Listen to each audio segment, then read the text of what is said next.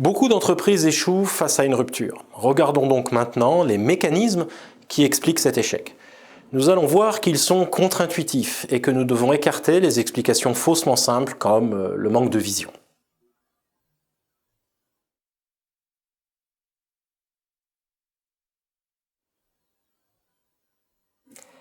Vous connaissez tous Kodak, c'est une société mythique, une formidable success story qui a marqué tout le XXe siècle. Un siècle de domination de son industrie, une marque connue dans le monde entier. Enfin, pour quelque temps encore, peut-être nos petits-enfants ne sauront pas qui est Kodak. La société a en effet quasiment disparu. En 1997, elle était au sommet de la bourse, saluée comme une entreprise excellente. Et moins de 10 ans après, elle n'existe plus. Alors qu'est-ce qui explique cette chute ? L'invention de la photo numérique, bien sûr, c'est une histoire qui semble évidente. Kodak, leader de la pellicule photo argentique, disparaît parce que l'avènement du numérique rend les pellicules inutiles. Kodak a échoué parce que face à cette évolution, l'entreprise a été incapable de s'adapter. C'est donc le cas typique d'un leader aveugle au changement de son environnement. Or, c'est faux.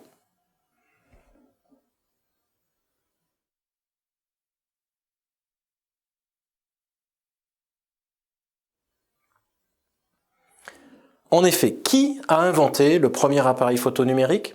C'est Kodak. En 1975, Kodak est donc l'inventeur de la technologie qui le détruira 20 ans après. C'est intéressant. Kodak est-elle aveugle au changement ? Non. Choqué par le lancement du premier appareil photo numérique par Sony en 1979, Kodak commande un rapport interne qui annonce sans ambiguïté l'avènement du numérique pour 1995. Ce rapport est lu par la direction générale dès 1981. Kodak est donc prévenu au plus haut niveau. Kodak a-t-elle tout simplement décidé de ne pas mettre en marche ce changement ? Non plus. Grâce au rapport, Kodak se met au travail et lance le premier vrai appareil photo numérique en 1991. Il s'agit du Kodak DCS-100, un très bon appareil. Je le sais puisque j'en ai acheté un pour un client. Kodak est donc un pionnier de la rupture numérique.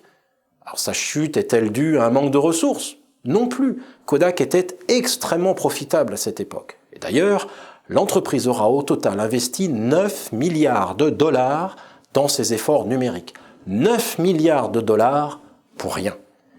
Alors le changement est-il arrivé trop rapidement ? Non plus. Rappelez-vous, l'invention date de 1975. Or, le marché ne décolle qu'à partir de 2000. Kodak avait donc tout le temps pour réagir, et d'ailleurs, elle a réagi. Alors, ce basculement a-t-il été causé en raison d'un manque de culture d'innovation ou de trop de conservatisme ? Faux encore. Kodak est une des sociétés les plus innovantes qui soit, tout au long de son histoire. On ne compte plus les inventions marquantes et les brevets de l'entreprise. S'agissait-il peut-être d'un manque de vision, d'un management dépassé ? Pas du tout. L'entreprise recrute George Fisher en 1994. C'est un expert du numérique, il vient d'ailleurs de Motorola. La société prend donc le numérique très au sérieux.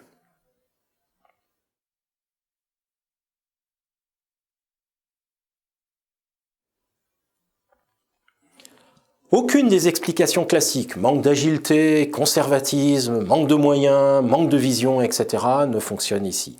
Il faut chercher ailleurs, hors des sentiers battus, et éviter les clichés, sans jeu de mots, pour bien comprendre pourquoi une excellente organisation, très bien gérée, peut échouer face à la rupture. En fait, je vais même défendre l'idée qu'elle échoue parce qu'elle est trop bien gérée.